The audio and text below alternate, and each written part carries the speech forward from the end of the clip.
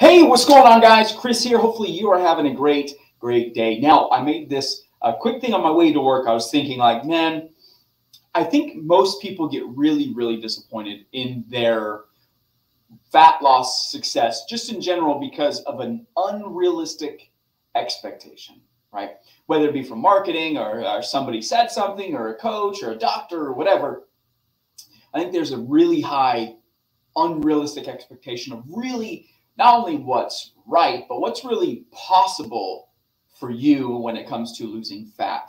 And if I could maybe just shine a little bit of a light on it, it might make it feel like it's not so much of a impossibility. And maybe, just maybe, it might make it feel like, okay, me losing 1 pound to 2 pounds every single week is something that is actually attainable, that is sustainable, and that can get me to where I want to go.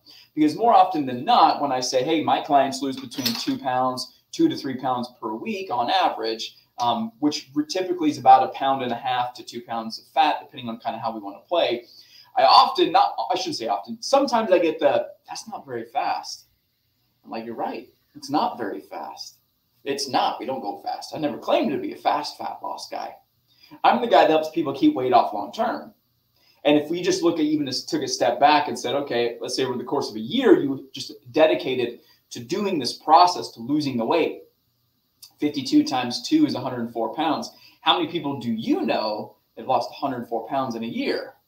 Hardly any, right? I don't know of many. I've got 3 clients that did it in 6 months' time, which is insane.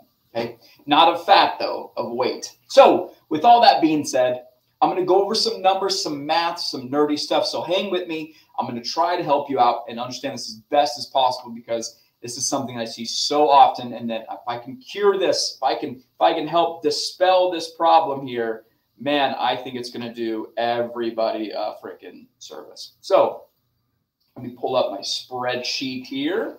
I'm doing a little bit of math because I like math. All right, so weight loss problem. Okay, we've got a couple things in here we're going to go over. First one, let me see if I can get my mouse in here. Okay, can you see my mouse? You can. All right, so I'm just going to pick me. I'm 160 pounds today. Okay, I'm going to go over some terminology, and then we're going to go over what things are going to look like. Okay, so basal metabolic rate is what you burn at rest. If I were to sit down all day, I would burn about 1,500 calories. I just picked a number, actually. Number could be whatever. I think mine's like 1678 or something like that. But yours is specific to you based on your age, sex, muscle mass, weight, those things. Okay, so that thermic effect of food is when you eat stuff, how many calories do you burn when eating it? Because it's about 7% of the calories that you consume are actually burned in the breaking down process, or your throat and your stomach doing what's called peristalsis, moving around. Not a lot of energy, but it requires some. So we want to account for that. Activity. This is like steps, walking around, picking up your kids, going upstairs, stuff like that, right? Just physical activity, moving around. And then fitness. This is left blank because I'm going to show you how ridiculous it is to lose 5 pounds of fat in 5 days and how it's damn near impossible. Okay. Probably, maybe not impossible, but very unlikely. Okay. So that's all your outputs. Okay. Minus the fitness part. Okay. The fitness, we're going to make this equal 3,500. Okay. And I'll get to that in a second. Input. This is food that you're consuming. Okay. I just slapped a random number in there. Let's say you're eating a more sensible amount, 1,500 calories per day. Okay. Sweet. Thermic effect of food went up. See that? Nice. So with just this, just in general, you're at a 555 calorie deficit. Okay. And what does that mean? Okay. When you're living, if you eat less calories are just a form of energy. It's just a conversion for energy. If you eat less calories than you burn, than your body requires to run, and you do this, and you can feel your heart beating, that means one of two things. One is that you are using something else for energy because you are alive. It's like you can't, it's kind of like you can't put 5 gallons of gas in your car in a 20 mile per gallon car and drive 1,500 or 150 miles. 5 times 20 is 100. If you drove 150 miles, you either A, picking something from the reserve that you have in your tank, which I don't know how that entirely works. I don't claim to know, right? Or B, is that you did the math wrong, right? You didn't eat, you actually ate more than that, whatever.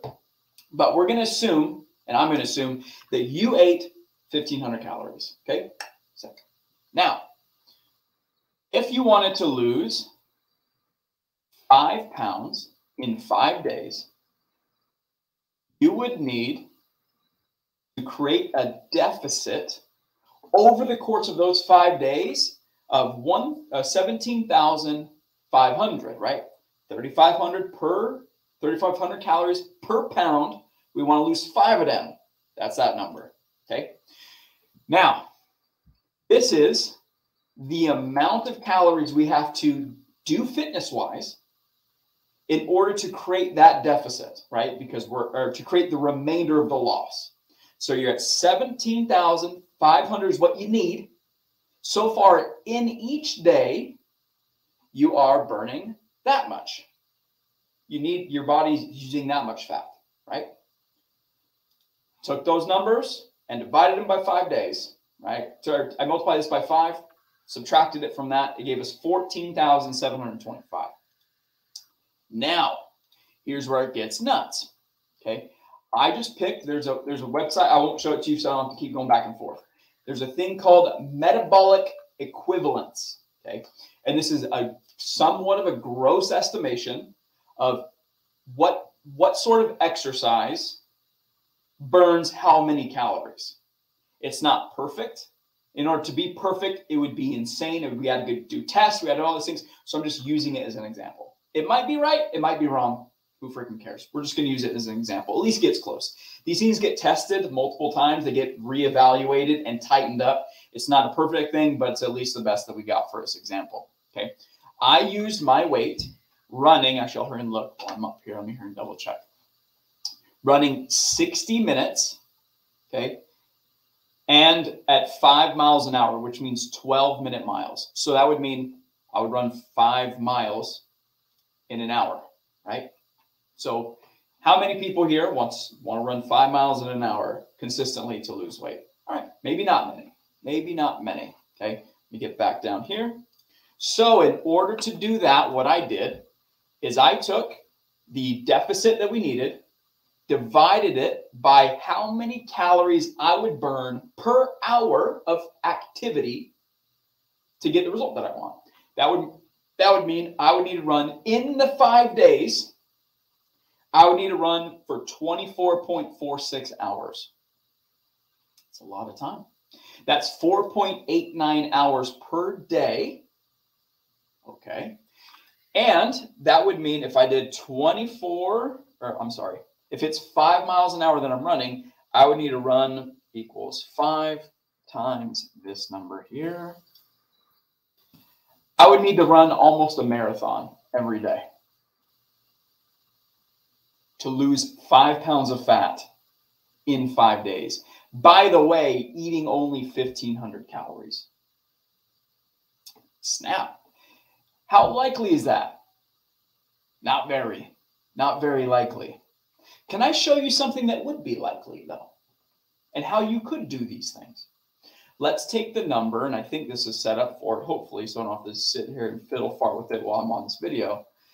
Let's say you want to lose 5 pounds of fat in, I don't know, 2 weeks. Okay. 5 pounds of fat in 2 weeks. Oh, let me see. Oh, I didn't do something right. Because we want it to be something. Yeah, that's not right. 1 second. Let me do this. Don't mean to have to do this live. Oh, I know what I could do. Okay, so I don't have to fiddle far around with this. I still have to create that same deficit here, right? Still got to do that. But instead of it needing to be over the course of 5 days, I would need to do this stuff over the course of 14 days. So let's take this number. Where's the multiplier? Here we are. I'm going to take this thing, and because I divide it by that number, I'm just going to change it to 14 because I don't know how to do the rest of it.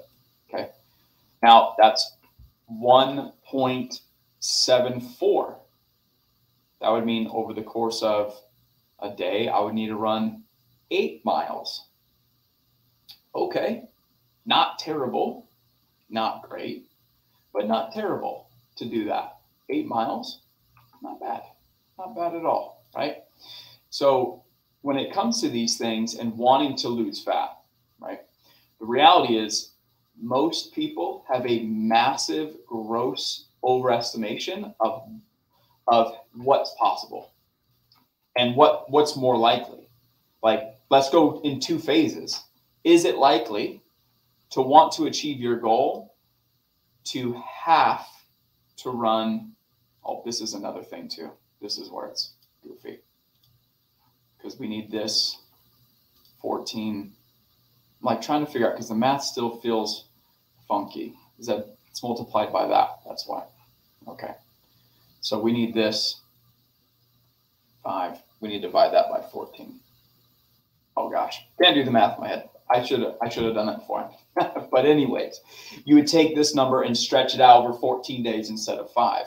That's like, here we are. These things listen to me. 1,000 calorie deficit, which means you don't even have to run for an hour. Excuse me, I was wrong, right? Because this is what you burn in an hour. All right, sorry, you just need to run just over an hour to do that. Now, is an hour better than 6 and some change? Yeah, where you don't have to run a freaking marathon every day, for sure. But so the first part of this is what I was getting at is number 1, is it likely for you to run a marathon every single day for 5 days to lose 5 pounds of fat? The answer is probably no. Could I? Not a chance. Not a chance. Could I run a marathon once? Probably, I mean, maybe, but I would hate it, right? It probably would not be fun, right? Let alone doing them back to back to back to back to back for 5 days. That's number 1. Number 2 is that do you have the time to run a marathon every day for the next 5 days? The answer is probably no. You don't got that sort of time, which is fine because you don't have almost 5 hours of running. I don't think so. I mean, maybe you do, but you probably don't. So when it comes to this, don't set that expectation. Don't be like, I need to lose 5 pounds of fat. You're not going to do it. It's so hard. Not that it's hard. Would it be worth it? No. So don't set yourself up for failure. Set yourself up for success by prolonging your goals, allowing yourself to do it in a sustainable way to get you what you want. Because it's so much easier when it's a nice, simple, hey, I need to work out for 30 minutes 3 times per week. I need to eat X amount of food, and I'll get to my goal in due time. So with that being said, have a freaking awesome day. Kick some butt, take some names, crush it. If you need any help, you know to reach me. If you're somebody who's interested and needs some help in this arena, figuring out how to do this stuff, knowing how to do it in a sustainable way to get you to your goal without the pressure, without the heartache, and without the trial and error, all you got to do is click the link down below. You'll fill out the discovery form. You schedule an appointment. You and I will go over your specific needs to help you get the results that you want. If it makes sense in my program, I love nothing more. If it doesn't, I'll point you in the right direction. I want to see you succeed, whether it's with me or somebody else. Sweet. Talk to you soon.